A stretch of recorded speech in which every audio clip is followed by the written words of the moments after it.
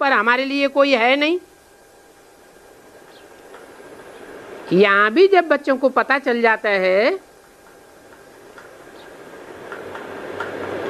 कि हम आत्माओं को ऊंचते ऊंच बाप मिला हुआ है, इस बाप से ऊंचा और कोई हो नहीं सकता, फिर हम प्रश्न क्या पूछें?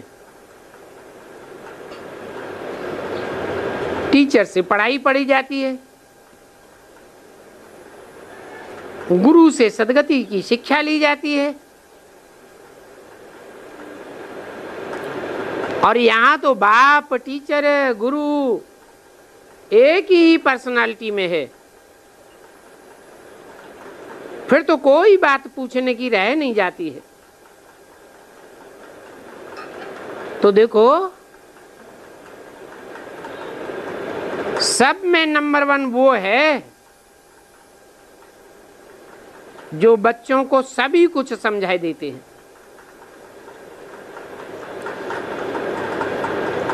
बाकी भक्ति मार्ग में तो अनेक अनेक प्रश्न हैं।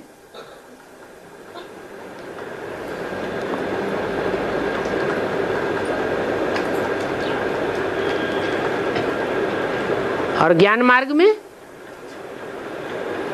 है, ज्ञान मार्ग में कोई प्रश्न नहीं रह जाना चाहिए, क्योंकि भक्ति मार्ग में समझाने वाले ऊंचे ऊंचे नहीं हैं,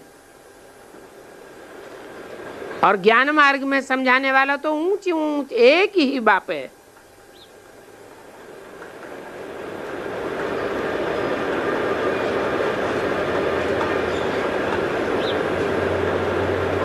तो ब्राह्मणों की दुनिया में जब देखने में आता है कि प्रश्नोत्तर चल रहे हैं, तो क्या कहें, भक्ति मार्ग है या ज्ञान मार्ग है? क्यों है? प्रश्न उठते हैं तो भक्ति मार्ग कहें या ज्ञान मार्ग कहें?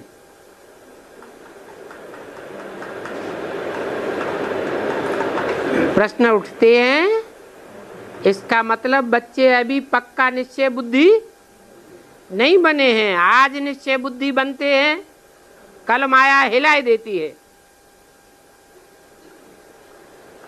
भक्ति मार्ग में भी ऐसे होता है, शास्त्रार्थ करते हैं और शास्त्रार्थ करते करते आपस में थक पड़ते हैं। यहां तो चुप रहना है, बाप को याद करना है बस।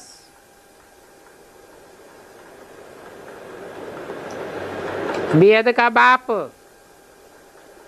उसका है ही बेहद का वर्षा, और वर्षा माने स्वर्ग की बादशाही, और स्वर्ग की बादशाही माना देवता बनना।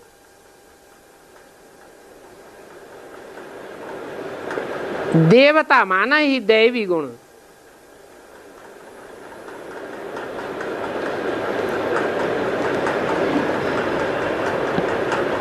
तो देवताओं को कोई प्रश्न उठते हैं क्या? उठते हैं। संशय बुद्धि होते हैं क्या?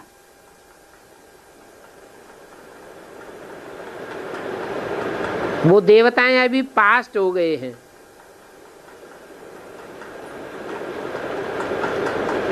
तुम जानते हो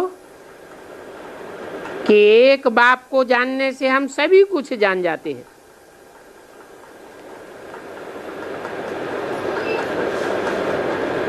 जब सभी कुछ जान जाते हैं तो फिर प्रश्न पूछने का कुछ भी रहता ही नहीं। अभी तुम बच्चे पढ़ करके नंबरवार होशियार हो गए हो,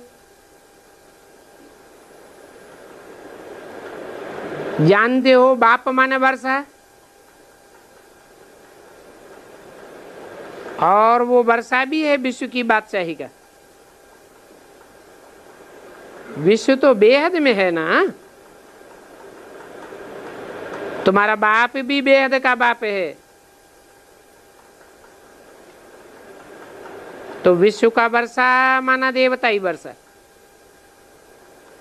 देवता माने दैवी गुण। दैवी गुण आ जाएं तो फिर और क्या चाहिए। तो अंत में सिर्फ यही एक अक्षर निकलता है, मन मना भव।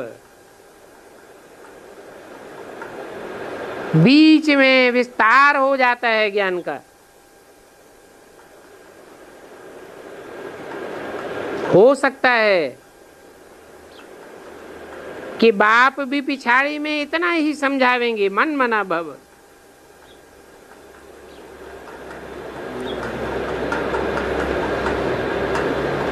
और डिटेल में समझाना ही बंद हो जाएगा। जानते हैं पिछाड़ी में आने वाले श्रूड बुद्धि होंगे या डल बुद्धि होंगे? हैं? कैसे होंगे जो पिछाड़ी में आवेंगे? हैं? श्रूड बुद्धि होंगे। पिछाड़ी में 500-700 करोड़ भी आत्माएं आवेंगी। वो मनन चिंतन मंथन करने वाले मनुष्य की लिस्ट में होंगी या जड़त्वमयी बुद्धि वाली कीड़े मकोड़े जैसी होंगी? एक जन्म लेने वाले अल्पकाल का ड्रामा बजाने वाले होंगे तो डल बुद्धि हुए या उनको श्रूड बुद्धि कहेंगे? डल बुद्धि होंगे तो उनको बाप क्या समझावेंगे? क्या कहेंगे? अपन को आत्मा समझो और बाप को याद करो, कहेंगे मन मना भव। उनको ऐसे ही यहां रह जाना है।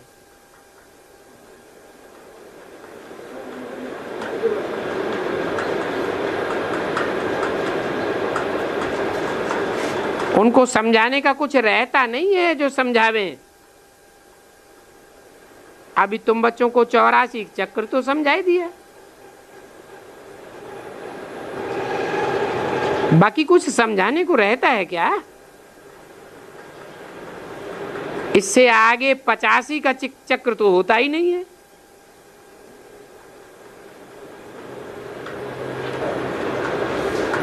बच्चों की कचहरी की जाती है इसलिए कि बच्चे सावधान रहें। जैसे बाबा कहते हैं इस जन्म की भूलें बता दो तो तुम बहुत हल्के हो जाएंगे। अगर सुनावेंगे नहीं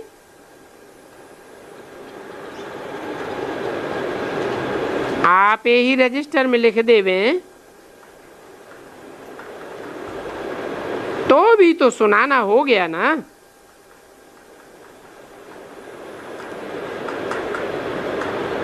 बाकी भूलें तो अंत तक होती रहेंगी।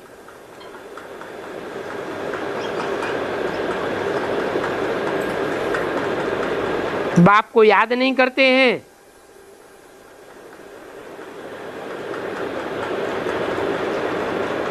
तो क्या कहेंगे? भूल हुई या नहीं हुई है? बाप को याद नहीं करते हैं तो भी तो भूल हुई ना। अभूल जब बनेंगे तब ही ऊंच पद पावेंगे। आगे चल करके हर एक की अवस्था से तुम समझ जावेंगे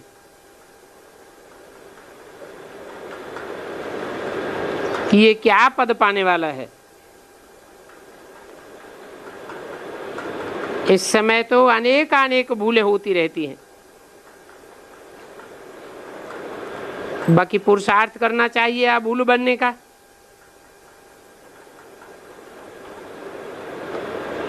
बाप के नजदीक आना है ना।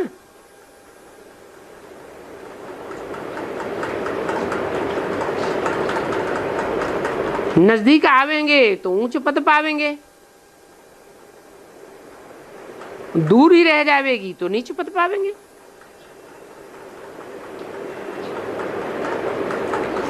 कोई की तकदीर में ही रोला है